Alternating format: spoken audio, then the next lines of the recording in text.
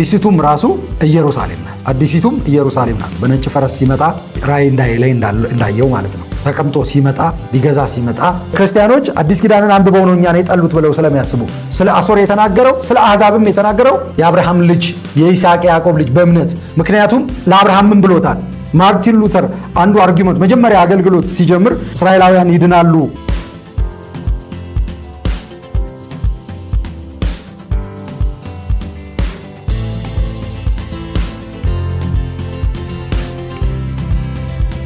ሰላም ጤና ይስጥልን ተመልካቾቼ እንዴት ናችሁ? በእግዚአብሔር ሰላምታ ሰላም እላችኋለሁ። ነቢይ ቢንያም ማቴዎስ ነኝ። የእግዚአብሔርን መልእክት የእግዚአብሔርን ሐሳብ ይዤላችሁ መጥቻለሁ። ባለፉት ምዕራፎች እስራኤል እና አሕዛብ በሚል ርዕስ ነው እየተከፋፈልን የመጣ ነው።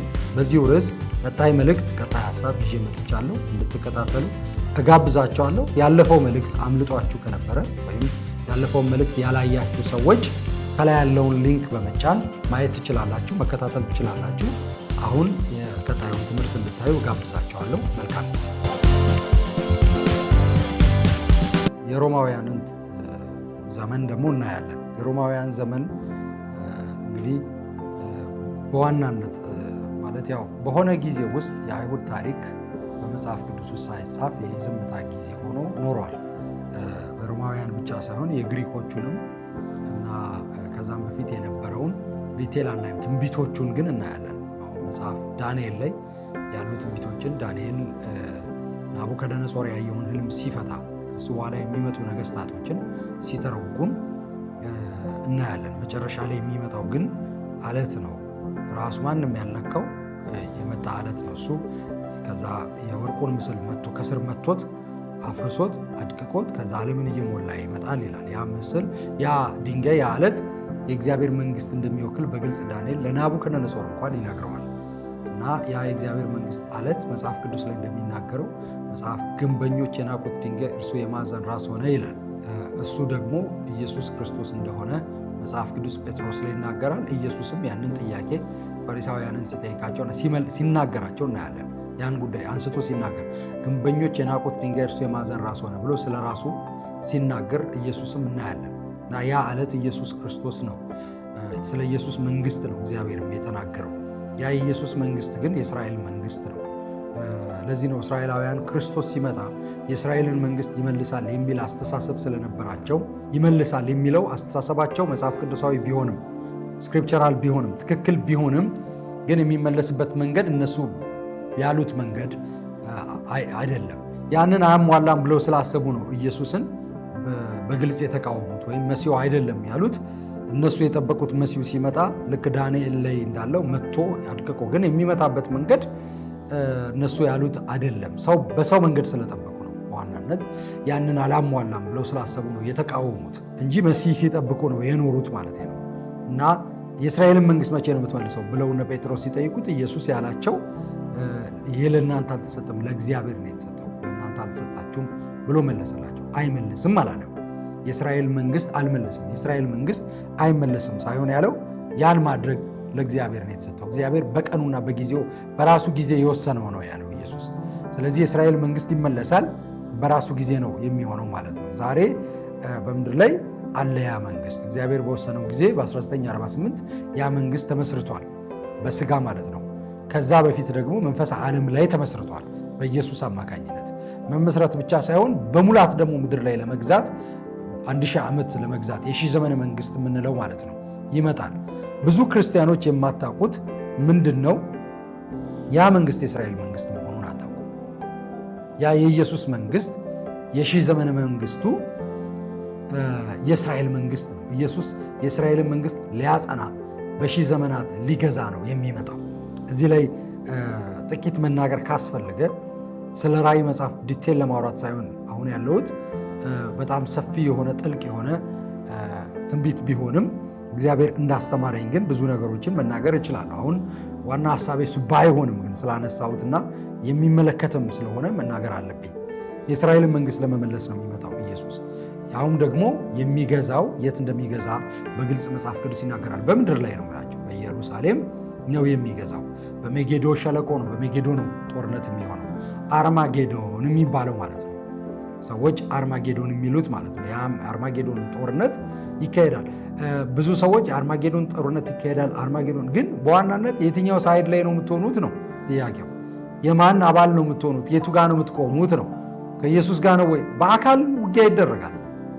የምድርን መንግስታት በሙሉ ለውጊያ ይመጣሉ ከኢየሱስ ጋር ሊዋጉ።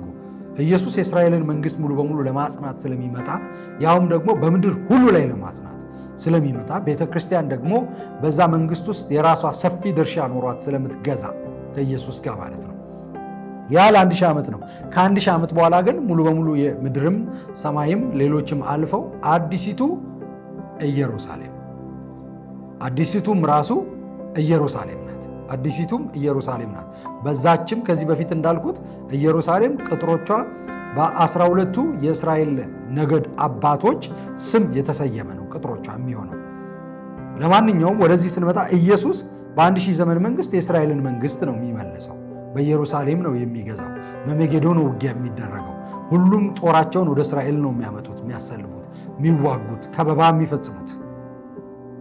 ልክ ከደብረ ዘይት ተራራ እንዳረገው መላእክቶቹ ከዚህ ተራራ ማለት ሲያርግ እንዳያችሁት እንዲሁ ይመለሳል። እዚሁ ተራራ ላይ ነው የሚያርፈው። ዘካርያስም እንደተናገረው የልዑል እግሮች የደብረ ዘይትን ተራራ ይረግጣሉ ይላል። የደብረ ዘይትን ተራራ እንደገና ይረግጣሉ። ይመጣል፣ ውጊያ ያደርጋል። ውጊያው ግን በአፉ ውስጥ ትንፋስ ነው የሚያጠፋቸው። ብዙ የምድር ነገስታት ይገደላሉ። ታላቅ ግብዣ እግዚአብሔር ጠራ። ለማን ይላል? ለምድር አራዊቶችና ወፎች ይላል። ለአሞራዎች፣ እንደውም ለጥንብ አንሳዎችና ለአሞራዎች ግብዣ ጠራ። ምን ብሎ? ኑ የምድርን ነገስታት ስጋ ብሉ፣ የወታደሮቻቸውን እንደውም ቃል በቃል የመስፍኖቻቸውን የሻለቆችንና የመቶ አለቆችን የ10 አለቆችን ቃል በቃል ይናገራል። የሻለቆች የመቶ አለቆችን የጀነራሎችን አስክሬን ስጋ ኑ ብሉ፣ የታላላቆችን ኑ ብሉ። በምድር ያሉ የብዙ ሻለቆችና መቶ አለቆች፣ የጀነራሎች፣ የኢታማዦር ሹሞች፣ የፊልድ ማርሻሎች የብዙዎች ማለት ነው የኮማንዶዎች የብዙ ስፔሻል ፎርስ ሬሳዎች ይወድቃል በዛ ሸለቆ። ብዙዎች ይሞታሉ፣ ብዙዎች ይበላሉ፣ በአውሬ ይበላሉ፣ በአሞራ ይበላሉ። እግዚአብሔር ያደረገው የጠራው ግብዣ ነው። በእግሩ ይረግጣቸዋል ይላል። አሕዛብን በብረት በትር ምን የሚል የሚገዛ ነው የሚለው ስለ ኢየሱስ ሲናገር። በትር ይዟል በእጁ ራእይ ላይ። ምን አይነት በትር? አሕዛብን ይቀጠቅጣቸዋል፣ ይገዛቸዋል ይላል በብረት በትር። ማን ሆኖ? አይሁዳዊ ሆኖ፣ እስራኤላዊ ሆኖ፣ አይሁዳዊ ሆኖ። እኛ የእሱ ወገን ነን፣ እኔ የእሱ ወገን ነኝ። የእሱ ወገን መሆን ነው የምፈልገው። በዛ ጦርነት ላይ መገኘቴ የማይቀር ቢሆንም ግን ከማን ሳይድ ነው መሆኑ ነው? ከኢየሱስ ሳይድ ነው መሆኑ። በነጭ ፈረስ ሲመጣ ራእይ ላይ እንዳየው ማለት ነው። ተቀምጦ ሲመጣ ሊገዛ ሲመጣ ያን ጊዜ እኔ ከሱ ሳይድ ነው የምሆነው። መጀመሪያ እንግዲህ ይሄን ታሪክ ብዙ መናገር አልፈልግም። ቤተክርስቲያን ግን በዚህ መሃል ስለምትነጠቅ ተለውጠን አዲስ ሰውነት ለብሰን ልክ ክርስቶስ በትንሣኤ አካል እንዳለ በትንሣኤ አካል ነው በ1000 ዘመን ልንገዛ የምንመጣው በትንሣኤ አካል ነው። ያልተገዙ ብዙ የተፈጥሮ አካላት በሙሉ በዛን ዘመን ይገዛሉ። እግዚአብሔር አገዛዝ ምን እንደሆነ ያሳያል። በኢየሱስ አማካኝነት በምድር በሁሉ ላይ ይፈርዳል። ትክክል ገዝቻለሁ፣ ትክክል አልገዛውም፣ ዲሞክራት ነኝ፣ አምባገነን ነኝ፣ ምንድን ነኝ፣ አውቶክራት ነኝ፣ ምንም ለሚሉት ሁሉ እውነተኛ መሪ ማን እንደሆነ ያሳያል። እውነተኛ አገዛዝ የትኛው እንደሆነ ያሳያል። ያልተገዙ ፕላኔቶች፣ ያልተገዙ ከዋክብቶች ሰው እንዲገዛቸው ተፈጥረው የነበሩ ግን ደግሞ ሰው ከውድቀቱ የተነሳ ሊደርሳቸው ያልቻሉ የፍጥረት ክፍሎች በሙሉ በዛ ዘመን ይገዛሉ። በዛ ዘመን እንደውም መጽሐፍ ሲናገር ኢሳይያስ ላይ ምን ይላል? መጽሐፍ ሲናገር ሕፃን ልጅ በእባብ ጎሬ ውስጥ ይጫወታል አይጎዳውም ይላል። በዛ ዘመን በዛ በ1000 ዘመን መንግስት ማለት ነው። የቤት እንስሳ ላምና አንበሳ አብረው ይበላል፣ ሚዳቆና አንበሳ አብረው ሳር ይግጣሉ ይላል። እውነተኛ ሰላም፣ እውነተኛ ፒስ ይመጣል፣ እውነተኛ ሰላም ይመጣል የዛን ጊዜ እና በ100 ዓመቱ የሚሞት እግዚአብሔር እንደቀሰፈው ይቆጠራል ይላል። በ100 ዓመቱ የሚሞት ምክንያቱም ሰዎች ስላሉ ነው፣ አሕዛቦች ስላሉ ነው። ሊገዛ ነው የሚመጣው። የተለወጥነው እንለወጣለን እንጂ ሄደናል እንጂ የቀሩ በዛ ጦርነት ውስጥ ከዛ ጦርነት የሚተርፉ አሉ በምድር ላይ። መጽሐፍም ራእይ ላይ እንደሚናገረው ምናልባት ሲሶ የምድር ሲሶ ህዝብ እንደገና ይገዛል። 144,000 አይሁዳዊ ወጣት ከእያንዳንዱ ነገድ 12,000 ሆኖ የሚወጣው ማለት ነው። ከ12ቱም ነገድ የሚወጣው 144,000 አይሁዳዊ ወጣት በዛን ጊዜ ወንጌል ለመስበክ ለትክክል ለተጠሩበት ዓላማ መኖር ይጀምራሉ። አይሁዳውያን በዛን ጊዜ አይሁዳውያን ምንድነው? እሱም የዓለም ብርሃን መሆን፣ ወንጌልን ለዓለም ማድረስ፣ ወንጌልን መስበክ፣ የእግዚአብሔርን እቅድ የእግዚአብሔርን ሐሳብ መግለጥ እድሉ ይሰጣቸዋል።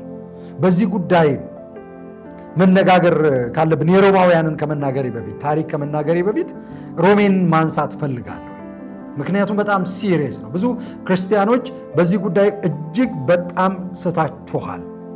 በተለይ ደግሞ ነው ባስተዋልኩት የተምረናል የምትሉ የተማራችሁና የነቃችሁ ለሚዲያው ለምን ለሌላው ዓለም የነቃችሁ ሳታውቁት አእምሯችሁ በዚህ ስትሮንግ ሆልድ ተይዘዋል። በሰይጣን እውቀት ተይዟል። በሰይጣን ዶክትሪን ተይዟል። በእግዚአብሔር ላይ ከፍ የሚል እውቀት ይዛቸዋል። ምን አገባችሁ ስለሌላው?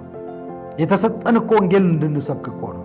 ወንጌል እንድንሰብክ ነው የተሰጠን፣ እንድናስተምር ወደ ብርሃን እንድናመጣ ነው እንጂ ቁጭ ብለን በሌሎች ላይ እንድንፈርድ አይደለም። እኔ ታሪክ ነው እያወራሁ ያለሁት፣ ማንም ላይ እየፈረድኩ አይደለም ያለሁት። ፋክትን ነው እየተናገርኩ ያለሁት፣ እውነታን ነው እየተናገርኩ ያለሁት። ከዚህ የተነሳ አዲስ ኪዳን ላይ ምንም የለም ብላችሁ የምታስቡ መጽሐፍ እንደሚለው ኢየሱስ ለሰዱቃውያን እንደተናገረው ቅዱሳን መጽሐፍና የእግዚአብሔርን ኃይል ስለማታውቁ ነው የሳታችሁት። አዎ ቅዱሳን መጽሐፍንና የእግዚአብሔርን ኃይል ስለማታውቁ ነው የሳታችሁት እንጂ አዲስ ኪዳን እጅግ ተጽፏል። በጣም ጠንካራ። ብዙ አይሁዳውያን አዲስ ኪዳንን ለማንበብ ፈቃደኛ አይደሉም። ምክንያቱም የክርስቲያን መጽሐፍ ነው። ክርስቲያኖች አዲስ ኪዳንን አንብበው ነው እኛን የጠሉት ብለው ስለሚያስቡ አዲስ ኪዳንን ያነበበ ሰው በትክክል የተረዳ ሰው አይሁድን አይጠላም። አይዶን ነው አላቅም።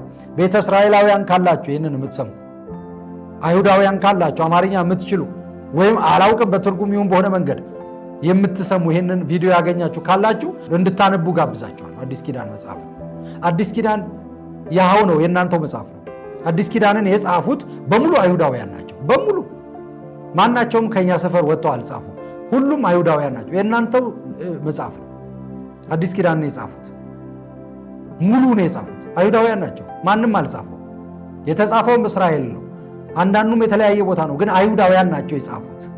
የተፈጸመው ታሪኩ እንዳለ በእስራኤል ነው። አብዛኛው በገሊላና በይሁዳ በሰማሪያ የተፈጸመ ነው። በይሁዳ ነው ኢየሱስ ክርስቶስ የሞተው። በኢየሩሳሌም ነው የሞተው የተፈጸመው። አይሁዳዊ ነው ኢየሱስ ክርስቶስ። ከአንዲት ከአይሁዳዊት ሴት ነው የተወለደው። የእግዚአብሔር ልጅ ነው። የእግዚአብሔር ልጅ መሆኑን ምናልባት ላትቀበሉ ትችላላችሁ። መጽሐፍ አይልም ብሎ ኢሳይያስ ተናግሯል። ኢሳይያስ እንደዚህ ብሎ ተናግሯል። ድንግል ትጸንሳለች፣ ወንድ ልጅ ትወልዳለች፣ ስሙንም አማኑኤል ትለዋለች። እርሱም ታላቅ ይሆናል። ድንቅ መካር፣ ኃያል አምላክ ይላል። ሕፃን ተወልዶልናል፣ ወንድ ልጅም ተሰጥቶናል። ኢሳይያስ በሌላ ክፍል ኢሳይያስ ሕፃን ተወልዶልናል፣ ወንድ ልጅም ተሰጥቶናል፣ ስሙም ድንቅ መካር፣ ኃያል አምላክ፣ የዘላለም አባት ይለዋል። ኢሳይያስ ነው ያለው። እንግዲህ ኢሳይያስ ኢየሱስ ከመወለዱ ከ700 ዓመት በፊት የጻፈው ነው። ሜቢ ከኔ በላይ ታውቃላችሁ። ይሄን ኢሳይያስ የእናንተ ነብይ አይደለም? ኢሳይያስ በይሁዳ ያገለገለ ነብይ አይደለም? ኢሳይያስ የሰናክሬምን ዛቻ እግዚአብሔር አፍርሶታል ብሎ የተናገረ ነብይ አይደል? ኢሳይያስ የተናገረው ትንቢት አንድ በአንድ አልተፈጸመምን? በይሁዳ የተናገረው፣ ስለ እስራኤል ሕዝብ የተናገረው፣ ስለ አሶር የተናገረው፣ ስለ አሕዛብም የተናገረው፣ ስለ ሌሎችም የተናገረው አንድ በአንድ አልተፈጸመምን? ይሄም ተፈጽሟል። ኢየሱስ ፈጥሮ አይደለም፣ ተወልዷል። በቤተልሔም ይወለዳል ተብሎ እንደተጻፈው ተወልዷል ኢየሱስ ክርስቶስ። ኢሳይያስ ደግሞ ድንቅ መካር፣ ኃያል አምላክ ብሎታል። ሕፃን ተወልዶልናል፣ ወንድ ልጅም ተሰጥቶናል፣ አለቅነትም በጫንቃው ላይ ይሆናል፣ ስሙም ይላል ስሙ ድንቅ መካር፣ ኃያል አምላክ፣ የዘላለም አባት። ታዲያ የተወለደው ሕፃን ድንቅ መካር፣ ኃያል አምላክ ከተባለ እንዴት የእግዚአብሔር ልጅ አይሆንም? እንዴት አምላክ ብሎታል ኢሳይያስ አስቀድሞ። በእናንተው መጽሐፍ ነው የተጻፈው። በእናንተው መጽሐፍ ነው የተጻፈው። በኢሳይያስ መጽሐፍ ላይ ነው የተጻፈው። በኢሳይያስ ትንቢተ ኢሳይያስ ነው። አንብቡ ትንቢተ ኢሳይያስ ምዕራፍ 9ን፣ ምዕራፍ 11ን፣ ምዕራፍ 53ን፣ ሌሎችን ምዕራፎች አንብቡ። ኢሳይያስን አንብቡ። ይኸውና አዲስ ኪዳንን ከማንበባችሁ በፊት ለእናንተ ነው።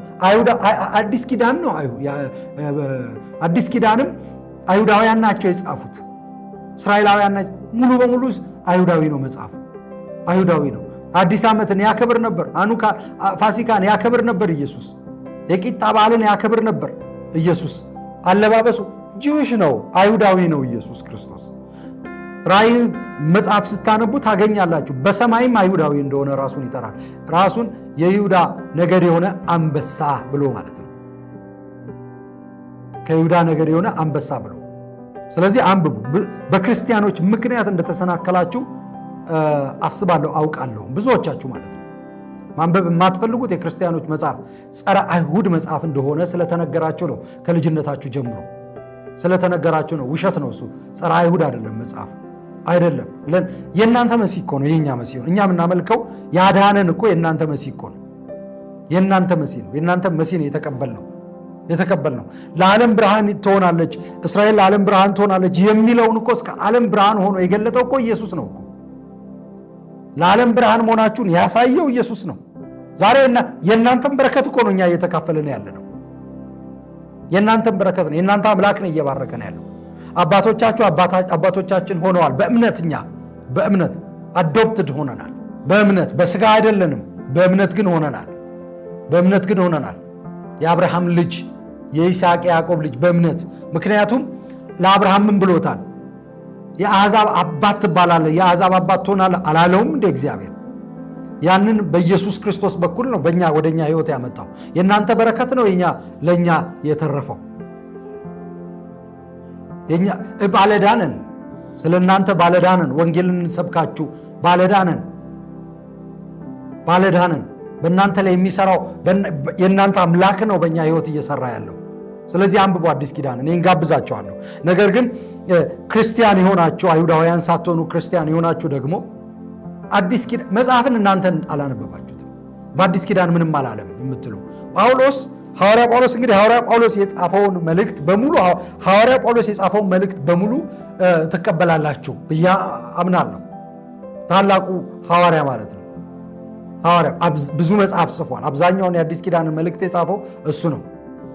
በጣም ኃይለኛ የሚባለው ወንጌልን በትክክል ገልጧል የሚባለው መጽሐፉ ወይም ደብዳቤው መልእክቱ ሮሜ ላይ በግልጽ ያስቀመጣቸው መልእክቶች አሉ። በግልጽ ስለ አይሁዳውያን። እሱን እናንብብ እስቲ፣ እሱን እንነጋገር፣ እሱን እናንብብ። እግዚአብሔር አሁን እንዴት ነው የሚያየው? እንዴት ነው የሚያስበው? እሱን እናንብብ።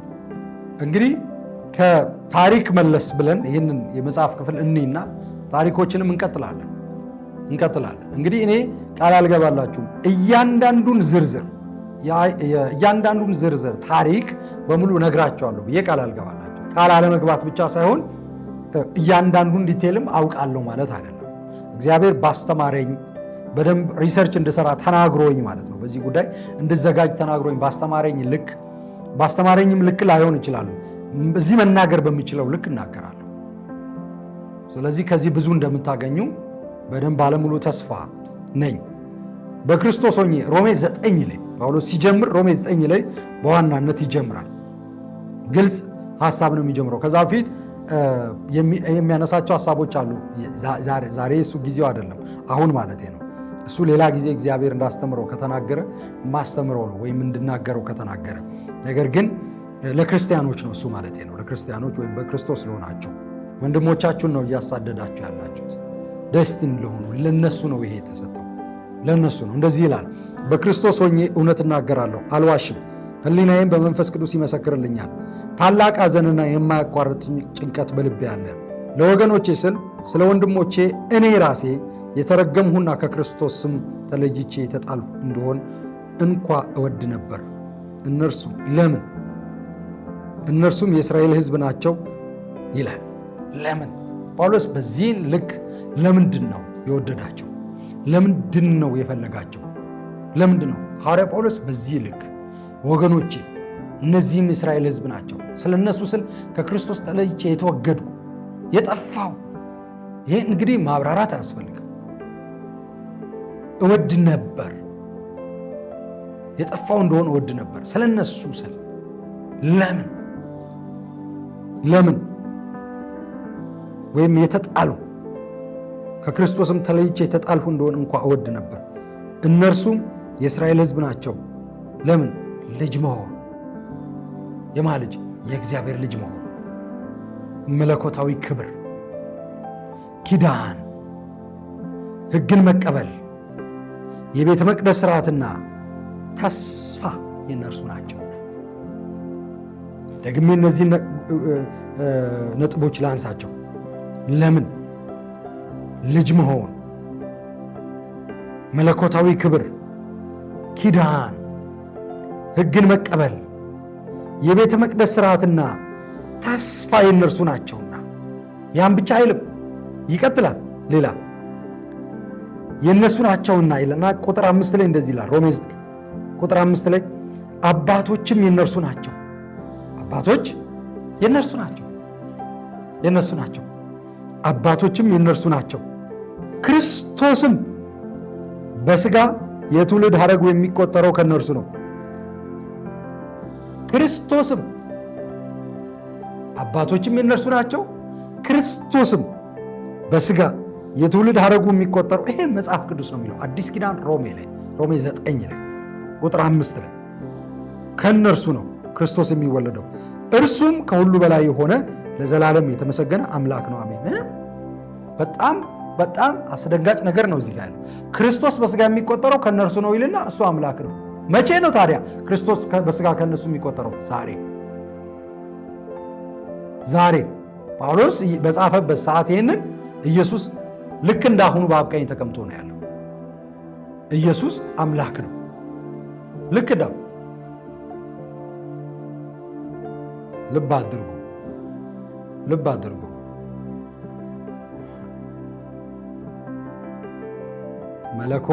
ከመለኮት አንዱ አካል አይሁዳዊ ነው። ከመለኮት አንዱ አካል አይሁዳዊ ነው።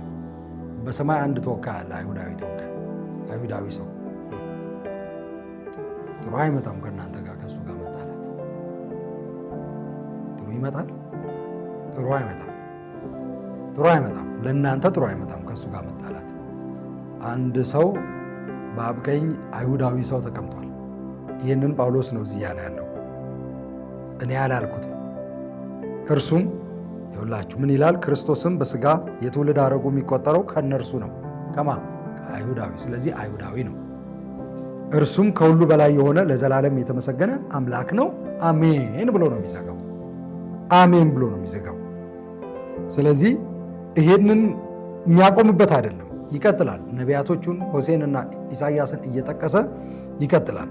ከዛ በኋላ ጳውሎስ በምርጫ ነው አይሁዳዊ የሆኑበት ምክንያት ምርጫ ነው እንጂ ስራ አይደለም የሚለውን ለማሳየት ይሞክራል። ጊዜው ሲደርስ እመለሳለሁ፣ ሳራም ወንድ ልጅ ትወልዳለች ተብሎ ተስፋ ተሰጥቷልና። ይህም ማለት ቁጥር 8 ላይ ከላይ አሁን ቁጥር 9 ነው ያነበብኩት። ይህም ማለት ቁጥር 8 ላይ የእግዚአብሔር ልጆች የተባሉት የሥጋ ልጆች አይደሉም፣ ነገር ግን የአብርሃም ልጆች የተባሉት የተስፋው ልጆች ናቸውና። ጊዜው ሲደርስ እመለሳለሁ፣ ሳራም ወንድ ልጅ ትወልዳለች ተብሎ ተስፋው ተሰጥቷልና። ይህም ብቻ ሳይሆን የርብቃ ልጆች አንድ አባት አላቸው፣ እርሱም አባታችን ይስሐቅ ነው። ተስፋው በማን ነው? በይስሐቅ ነው። መንትዮቹ ገና ሳይወለዱ ወይም በጎ ሆነ ክፉ ሳያደርጉ የእግዚአብሔር ሐሳብ በምርጫ ይጸና ዘንድ በሥጋ ሳይሆን ከጠሪው በመሆኑ ይላል። ይሄ ምንም አታመጡ፣ በቃ እግዚአብሔር ነው የወሰነው። ታላቁ ታናሹን ያገለግላል ተብሎ ተነገራት። ይህም ያዕቆብን ወደድሁ ኤሳውን ግን ጠላው ተብሎ እንደተጻፈው ማለት ነው። ያዕቆብን ወደድሁ ኤሳውን ጠላው ማለት ኤሳውን እጠላዋለሁ ማለት ሳይሆን ታላቁ ታናሹን ያገለግላል ማለት ነው ብሎ ነው እዚህ ቦታ ላይ ጳውሎስ ለማሳየት የሚሞክረው። እንግዲህ ምን እንላለን? እግዚአብሔር አድሎ ያደርጋልን? በፍጹም አያደርግም፣ በፍጹም አያደርግም ያለ ይቀጥላል። ግን አንዱን ምልክት ያደርገዋል። እዚህ ቦታ ላይ ነው የሚለው አንዱን የምህረት ምልክት፣ አንዱን የቅጣት ምልክት ያደርገዋል። ነገር ግን የቅጣት ምልክት ያደርገውን ይታገሰዋል ደግሞ እንዲመለስ። ስለዚህ የእግዚአብሔር አሰራር እንዴት የማይመረመር ነው እያለ ጳውሎስ ይቀጥላል። እንዴት የማይመረመር ነው! እንዴት አሰራሩ ልዩ ነው ይላል። ለማስረዳትም ለመረዳትም አስቸጋሪ ነው፣ ግን ሁሉን በአንድነት የሚሰበስብበት መንገድ ነው። ሬቨሌሽኖችን መገለጥ እያስተማርኩ ስላልሆነ እዚህ ላይ ብዙ ባል ቆይ ደስ ይለኛል። ግን አትሊስት እጅ ብትሰጡት ጥሩ ነው። እግዚአብሔር አሰራር ነው ብላችሁ እና ምዕራፍ 9ን በደንብ እያነበባችሁ ቢሉ ማለት እኔ ይህንን ሳነብ ይህንን ብቻ ሰምታችሁ አትተው። በዚህ ጉዳይ ላይ በተለይ ግራ መጋባት ውስጥ ያላችሁ ሰዎች ይህንን ክፍል ሄዳችሁ አንብቡት። ስታነቡት ደጋግማችሁ አንብቡት። በደንብ ግልጽ እየሆነ ይመጣል። የእግዚአብሔር አሰራር ይገርማል። ሮሜ 10 ላይ ቁጥር 1 ጀምሮ እንደዚህ ይላል፣ ወንድሞች ሆይ ስለማን ነው? ለእኛ ነው እየነገረን ያለው። ስለ እስራኤላውያን የልቤ ምኞት እግዚአብሔርንም የምለምነው እንዲድኑ ነው። ለእግዚአብሔር ቀናተኛ እንደሆኑ ስለ እነርሱ መመስከር እችላለሁና። ቀናተኛ እንደሆኑ ስለ እነርሱ መመስከር እችላለሁና። ቅናታቸው ግን ከእውቀት የተነሳ አይደለም፣ ከእግዚአብሔር የሚመጣውን ጽድቅ ስላላወቁና የራሳቸውን ጽድቅ ለመመስረት ስለፈለጉ ለእግዚአብሔር ጽድቅ አልተገዙም። ለሚያምን ሁሉ ጽድቅ ይሆን ዘንድ ክርስቶስ የሕግ ፍጻሜ ነውና ያለ ይቀጥላል። ይህን የሳቱበት ምክንያት የእግዚአብሔርን ጽድቅ መንገድ ሳይረዱ የራሳቸውን ጽድቅ የእግዚአብሔርን ጽድቅ ትተው የራሳቸውን ጽድቅ ለማቆም ስለሞከሩ ጊዜውንም ስላለዩ እግዚአብሔር ያለውንም ስላልተቀበሉ በዚህ ምክንያት ነው እንጂ ለእግዚአብሔርማ ይቀናሉ። ስለዚህ ምኞቴ፣ ጸሎቴ እነሱ እንዲድኑ ነው እያለ ይቀጥላል። በኋላ ላይ ይህንን ሙሉ ማለት እዚህ ላይ መቆየት ስለማልፈልግ ነው። ሮሜ 11 ላይ ጳውሎስ በደንብ ሰፊ ሀሳብ ማንሳት ይጀምራል። ምን ይላል? እንግዲህ እግዚአብሔር ሕዝቡን ቁጥር 1 ላይ እንግዲህ እግዚአብሔር ሕዝቡን ተዋቸውን ብዬ እጠይቃለሁ። ማን ነው? እስራኤልን። አሁንም ማን ናቸው? የእግዚአብሔር ሕዝብ ናቸው። በአዲስ ኪዳንም ሪፕሌስመንት ቴዎሎጂ የሚባል ነገር የለም። አልተተኩም። የእግዚአብሔር ሕዝብ ናቸው። እንግዲህ እግዚአብሔር ሕዝቡን ተዋቸውን ብዬ እጠይቃለሁ። በፍጹም እኔ ራሴ አያችሁ፣ ሪፕሌስመንት ቴዎሎጂ የለም። እኔም እስራኤላዊ ነኝ ይላል። እኔ ራሴ ከብንያም ነገድ የአብርሃም ዘር የሆኑ እስራኤላዊ ነኝ። እግዚአብሔር አስቀድሞ ያወቃቸውን ሕዝብ አልጣላቸውም። እግዚአብሔር አስቀድሞ ያወቃቸውን እስራኤላውያንን ሪፕሌስ አላረገም። በሌላ አካል በቤተ ክርስቲያን አልተካም። አልጣላቸውም። በማንም አልለወጠም። አልጣላቸውም። እያለፉበት ያለው መንገድ መራራ ቢሆንም ከባድ ቢሆንም ግን እግዚአብሔር አልተወም። ኪዳኑን አልተወም። አልጣላቸውም። ኤልያስ በእስራኤል ላይ ክስ ወደ እግዚአብሔር እንዴት እንዳቀረበ መጽሐፍ ስለ እርሱ ምን እንደሚል አታውቁምን? ጌታ ሆይ ነቢያትን ገድለዋል፣ መሠዊያዎችን አፍርሰዋል፣ እኔም ብቻዬን ቀረው፣ ሊገድሉኝም ይፈልጋሉ። ኤልያስ ፋክት ይዞ ነው የቀረቡ። ዛሬ ብዙ ክርስቲያኖች እስራኤላውያን እኮ ወንጌል አይቀበሉም፣ እስራኤላውያን እኮ እንደዚህ አይሆኑ። ይህንን ብናገር ደስ ይለኛል። ማርቲን ሉተር አንዱ አርጊመንት መጀመሪያ አገልግሎት ሲጀምር እስራኤላውያን ይድናሉ፣ በአገልግሎቴ አይሁዳውያን የነበሩ በጀርመን ብዙ አይሁዳውያን በጊዜው አይሁዳውያን አክቲቭ አይሁዳውያን ስለነበሩ በንግድ በተለያየ መንገድ የተሰማሩ ስለነበሩ ይቀበላሉ መልእክቴን ብሎ ስላሰበ ይድናሉ ብሎ ስላሰበ ወንድሞቻችን ናቸው፣ ከዝኖቻችን ማለት የአጎታችን የአክስቶቻችን ልጆች ናቸው፣ የአጎቶቻችን ልጆች ናቸው፣ ወንድሞቻችን ናቸው። ከዝን በእንግሊዝኛ ከዝኖቻችን ናቸው፣ የአጎታችን የአክስቶቻችን ልጆች ናቸው፣ ዘመድነን ወንድሞቻችን ናቸው ብሎ ይጽፉሉ ነበር መጀመሪያ አካባቢ ማለት። በኋላ ግን አገልግሎቱን እንዳልተቀበሉ ባየ ሰዓት ግን እስራኤላዊን ማመን አይቻልም፣ አይቀበሉም። አይሁዳዊ እስራኤል አገር ስላልነበረች በዛን ጊዜ አይሁዶችን ጁድ ይላሉ እነሱ አይሁዶችን ጀርመኖቹ ማለት ነው። አይሁዶችን አይቀበሉም። አይሁዶቹ ጌታን አይቀበሉም። ክርስቲያን መቼም አይሆኑም። አትመኗቸው፣ ውሸታም ናቸው። ሌሎችን ቃላቶች እየተጠቀመ ውሸት መናገር ጀመረ። በጣም እኮ ነው የሚገርመው። ከአይሁዳውያን እኮ ነው እኛ ክርስትና ወደኛ የመጣው። ሐዋርያ ጳውሎስ አይደል እንዴ ወደ አሕዛብ ወንጌል ይዞ የመጣው? ሐዋርያ ጳውሎስ አይደል የአሕዛብ ሐዋርያ የነበረው? የአሕዛብ ሐዋርያ የነበረው ሐዋርያ ጳውሎስ ብቻ ግን አይደለም፣ ሌሎችም። በርናባስም የአሕዛብ ሐዋርያ ተብሎ ነበር የሚጠራው። አይሁዳዊ ነው በርናባስ አይሁዳዊ እንደሆነ የማታውቁ ሰዎች፣ አይሁዳዊ ነው በርናባስ የነበረው። ነውም ደግሞ አይሁዳዊ ነው። ጴጥሮስም አይሁዳዊ ነው። ዮሐንስም አይሁዳዊ ነው። ያዕቆብም አይሁዳዊ ነው። ለአሕዛብ ቤተክርስቲያን ደብዳቤ ሲጽፉ ለአሕዛብ ቤተክርስቲያንን ሲተክሉ፣ ሲገረፉ፣ ዋጋ ሲከፍሉ ወደ ግሪክ፣ ወደ ሮም፣ ወደ ስፔን፣ ወደ ሌሎች ሀገራት እነ ጳውሎስ ራሳቸው በግል ሄደዋል። አሁን ወደ ጠራዋቸው ቦታዎች ወደ ቱርክ፣ ወደ ኤፌሶን ማለት ነው፣ ወደ ቱርክ፣ ወደ ሌሎች ቦታዎች ላይ እየዞሩ ሐዋርያ ሥራን ማጥናት ይቻላል። ታውቃላችሁ። በዚህ ወንጌል ለአሕዛብ ያደረሱት ወደ መቄዶንያ፣ ወደ አውሮፓ የገባበት መንገድ በመቄዶንያ ነው። ወደ መቄዶንያ ይዘው የመጡት እነዚህ የአይሁድ ወጣቶች አይደሉም ወይ? የኛ ህዝብ ወይም የኛ አባቶች ያለፉት ሰዎች የኛ ምድር አሕዛብ የተባለው አሕዛብ የተሰኘው በድንቁርና በነበረበት ጊዜ ለአሕዛብ በመገረፍና በመሞት ዋጋ እየከፈሉ ወንጌልን እየሰበኩ ያመጡን ሰዎች ምሳሌ የምንከተል ከሆነ አይሁዳውያን ጋር ወንጌልን ይዞ ለመሄድ ብንገረፍ ራሱ ምን ችግር አለው? ብንሞት ዋጋ ብንከፍል ልክ በተመሳሳይ መንገድ ማለት ነው። ዕዳ መመለስ ነው። ሌላ ምን ችግር አለው? ዕዳ መመለስ ነው። ኤኒዌይስ ኤልያስ ከሷቸዋል ይላል። ኤልያስ እንደከሰሰ አትክሰሱ፣ አይቀበሉም፣ እንደዚህ አይደለም አትበሉ፣ አይጦች ናቸው ነው ሲሉ የነበረው በዛን ጊዜ ጀርመናውያን ማለት ነው። አንድ ሰው ሉተር የጻፈውን ማለት ሉተር በዛን ሰዓት ፓምፕሌቶችን የተለያዩ ወረቀቶችን በትኖ ነበረ። ሉተር በተነሳበት ጊዜ በ1540 ምናምን ዓመተ ምህረት አካባቢ ያሰራጫቸው ወረቀቶች ነበሩ።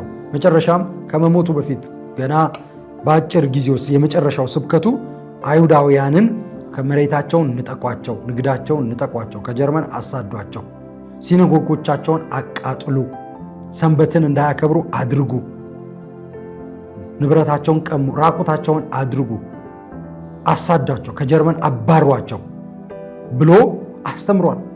ቤተ ክርስቲያን መድረክ ላይ ቆሞ ያንን አሳስቧል። ሉተር እኔ ለማርቲን ሉተር ከፍተኛ የሆነ ክብር አለኝ ብያቸዋለሁ፣ እግዚአብሔር ስለተጠቀመበት። ይሄ ግን ትልቅ ስህተት ነው። ይሄ ግን ትልቅ ድካም ነው። ይሄ ጠባሳ ነው።